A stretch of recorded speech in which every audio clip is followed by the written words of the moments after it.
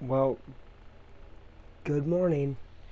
Um, I'm doing laundry, so don't mind that too much. But I want to talk about the Marlins. Why? Why the Miami Marlins? I'm an obvious Cubs fan. Why am I bringing up the Marlins all of a sudden? Well, they're about 6 games under 500 right now. They were about 13 games under 500, maybe a week it felt like before All-Star break, and now they're basically half that.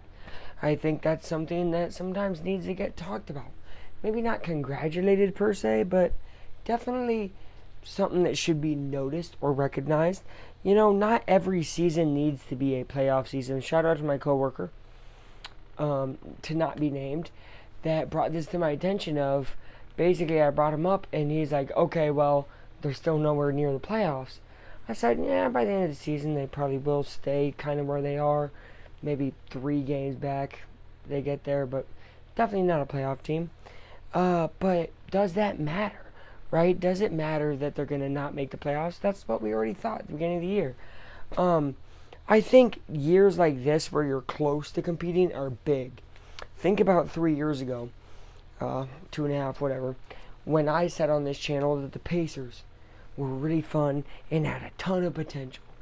And a lot of people thought at that time, "What the hell are you talking about, Luke? You're crazy." And this past season, they make it to Game 7 of the NBA Finals. I'm not saying that this Marlins team will make a World Series in 2 years' time, but I do think that they will be a very, very competitive team, not only for the wild card, but for their own division next year. They have amazing hitting, clutch hitting. Otto Lopez, Edwards. You have is it Jesus Sanchez? Something Sanchez. Just every time I tune into one of these guys' games, man, I tune in Marlins games 6th inning and later. Okay, so I guess I miss a lot of them, but 6th inning or later, and usually they're down by 1 or 2, and their hitting is so clutch.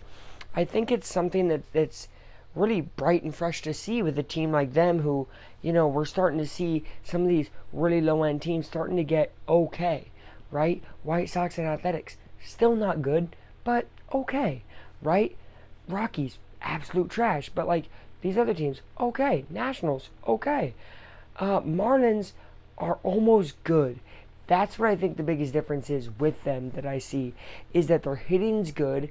Their pitching, even though Sandy is having a 7 ERA, 7+ ERA, right? Former Cy Young guy who they're going to ship away. Even with him struggling, they're about 6 games under 500. That's pretty remarkable. Their hitting is clutch.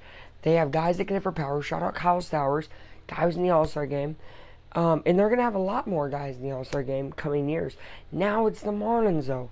So don't ever get your hopes up, because they will fire sale all the time. They've won 2 World Series titles and did fire sales the following season each time after winning a championship. No other team runs like them, and it's kind of sad that they do run that way, because Miami fans aren't really going to have much to cheer about. But when they do, man, is that team fun to watch. That's kind of what I'm here to say. They're a fun team to watch, okay? Not as fun as this one, okay? Although the Cubs kind of need to get the crap together. They're playing the White Sox. They probably will. But a fun up-and-coming team, This is a fun, put-together team, contender team. Marlins are fun up-and-comers. So I'd say, if you're a baseball fan, go ahead and watch the Marlins games. That's all. Thank you guys for watching. Athletic Time is out.